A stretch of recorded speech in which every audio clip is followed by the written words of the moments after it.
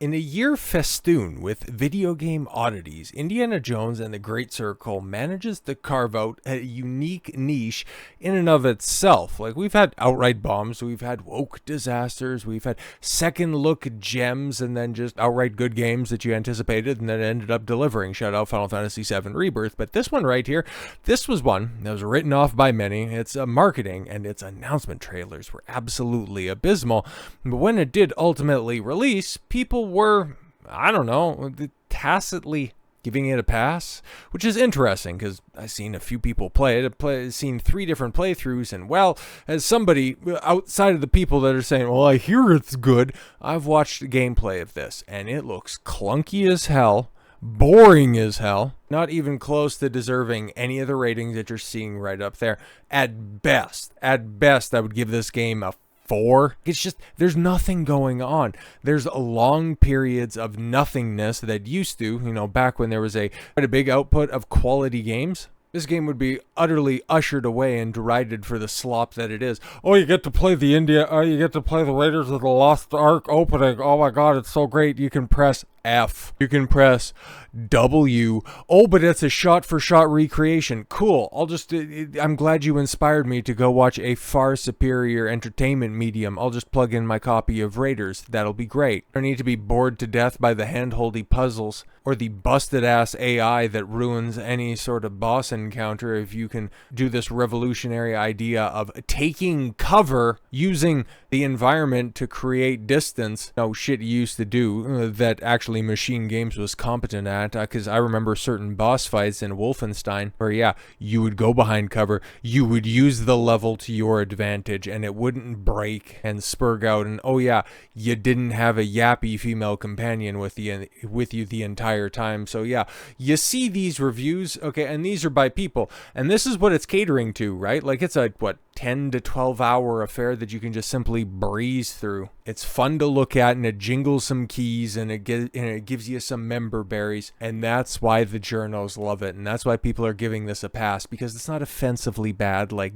Veilguard. It's not getting attacked from the left like Stellar Blade. It's just something that simply passes the smell test. But here's the thing, when the rubber actually does hit the road, and it lets you know that, all of these sterling reviews and people going, well, I hear it's decent, does that actually translate to success? You take a look over at the Steam numbers and you realize, and I can just go ahead and it's not going to get better from here. 4,000 concurrent players on Tuesday evening. I know it could be better over the weekend, but I kind of doubt that with the announcements that are going to be coming out of the Game Awards and just, literally anything else to play. It should also be coming up on a Steam sale relatively soon. So this thing's going to disappear very quickly, because even stupid Veilguard has better concurrent player counts, mostly because that's a chunky game. It's an atrocious game, and much worse than the Great Circle, because at least, the Great Circle functions, and most of the dialogue doesn't make you want to puncture your eardrums with your fist. But nobody's playing this game. It's wild to look at, and it's a Game Pass game. Okay, the Steam clientele are just going to be the people that bought it early, wanted to have that early access, or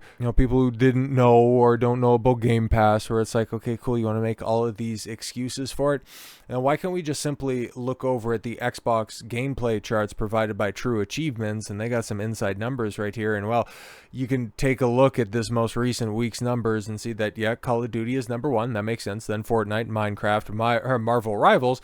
Shout out to that. See a lot of people playing that. Was that in the hundreds of thousands, 400,000? Hell, over this weekend could hit 500,000-600,000, because that game right there has fantastic word of mouth. It's not my style of game. It's not something that I'm going to be picking up anytime soon. But that one right there, that genre looks appropriate. You don't have to make any concessions as to why that's successful. But the most recent game that's out there, that's an actual game as opposed to a live service, Stalker 2. See that one's still performing decently well. Good for that. And then you got, Indiana Jones and the Great Circle in at 11th, missing out on the top 10. So what exactly does that mean? How does that translate? Okay, you've got all of the old stalwarts that are right there, but it can't even break into the top 10, and it's behind Stalker 2, and has quite the current and concurrent player count numbers that vastly eclipse Great Circle. There's something going on. There's something going on with that Indiana Jones game, and at any other point in time,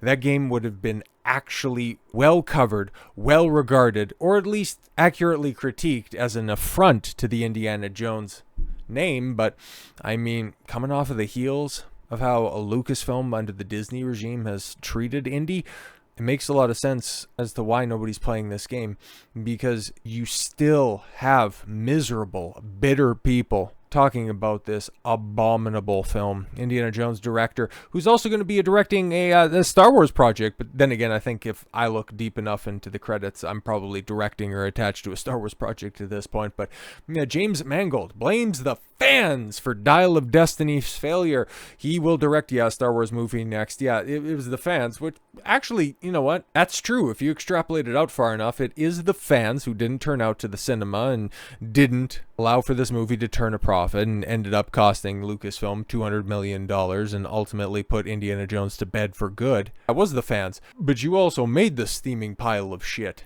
This miserable, girl boss infested, key jangling hunk of shit where ultimately at the end of the day it was a journey to save Adolf Hitler. I wish I was joking. Indiana Jones and the Dial of Destiny director James Mangold has blamed the failure of his big budget film on the fans in a recent interview, completely ignoring and dismissing all valid criticism of Phoebe Waller-Bridge. Helena Shaw, yes. I always act like there's a camera on me at all times, and I'm always playing to an audience like a theatre kid. Can't wait for her take on Lara Croft in Tomb Raider. It's going to be so wonderful. And a film, yes, that also featured a 80-something-year-old Harrison Ford with his old man shuffle. How great. Indiana Jones fans the world over turn their noses up at Mangold's film, even though that film was given the benefit of the doubt, because this is James Mangold. This was the guy who did Logan, Ford v Ferrari. Yeah, he's kind of a sped, but he's awfully good at his job. And then Dial of Dialysis came out, and it's like, holy shit. Maybe it's the Disney system, because you had Sam Raimi direct a Marvel project that was absolute dumpster fire. If you get these quality talents, and this is the best that they can turn out, I think if you want to be, turning your ire to something, maybe it's to the studio in this case. Mangold's film failing to connect with the movie's deconstruction of one of the greatest action heroes of all time. And yeah, what is it? Last year, 15 years removed from a film that he was already too old to be starring in with the Crystal Skull, and 34 years removed from the conclusion of the second best cinematic trilogy. So yeah, way to strike while the iron is ice cold. But yes, in the movie, Harrison Ford plays Dr. Jones as a broken old man. Yeah, because he's in the first few minutes of the movie, he's a loser professor who's just retired and nobody cares about him anymore. He goes back to his dilapidated apartment where he's contemplating his divorce papers, and oh yeah, his son is dead. You haven't seen anybody more broken. You haven't seen an action hero at a lower point after he's been brought to the highest of highs before. It was just, what are you doing? Okay, yes, awash in misery and booze until a snarky brunette, his goddaughter, I'm here to buy the cocktail for my goddaughter. A brunette female, yes, with a British accent comes into his life to show him how inadequate he is. Not to be confused, yes, with Star Wars Episode 7, The Force Awakens, where, yes, Ford, played by Han Solo, has all of his characteristics and his qualities usurped by Rey because, of course, yeah, misery... Yes, a broken old man who, yes, whose marriage has fallen apart, whose son isn't dead, but he has fallen to the dark side and who would eventually kill him. Or he's palling around the galaxy, basically reverted to where he was at prior to A New Hope, but he eventually rekindles that heroic spirit when a snarky brunette female who can bypass the compressor with a British accent comes into his life to show him how inadequate he is. Very interesting. But according to Mangold, who by the way is slated to helm a big budget Star Wars project in the near future, yeah, the Dawn of the Jedi, like he's going all the way to the origin point. Should be great. Who can he deconstruct from that time? The film didn't bomb because of the script of the characters. It certainly had nothing to do with the creative vision of the numerous reshoots that he attacked fans over, claiming falsely that they never took place. No, Indiana Jones director James Mangold instead placed the blame where it belongs, with the fans, the paying customer, the audience of Indiana Jones. You have a wonderful, brilliant actor who's in his 80s. Well, yeah, he used to be. Like Harrison Ford was a movie star. Now, well, he's just old, okay?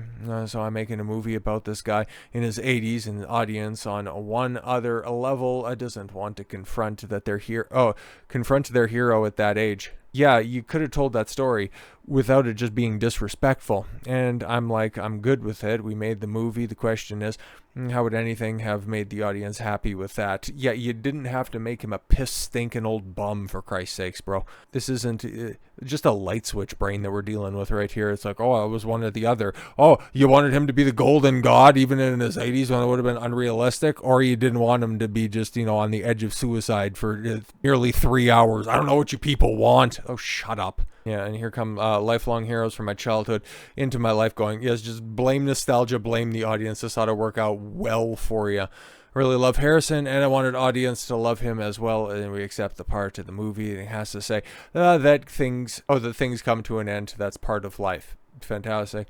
So you see, apparently fans were unhappy because Indiana Jones was old and that people didn't want to see old people or something. Yeah, exactly. Even though apparently 81 million Americans really wanted to see an old person for 4 years, it's definitely legit, 1000%. No, you could have told an old man Indiana Jones story. You decided to tell a bitchy feminist story with one of the most insufferable ones in all of Hollywood right there. You did irreparable damage to Indiana Jones that ended up causing the big game at the end of the next year to utterly bomb because Indiana Jones and everything else under the Lucasfilm banner is dead and buried.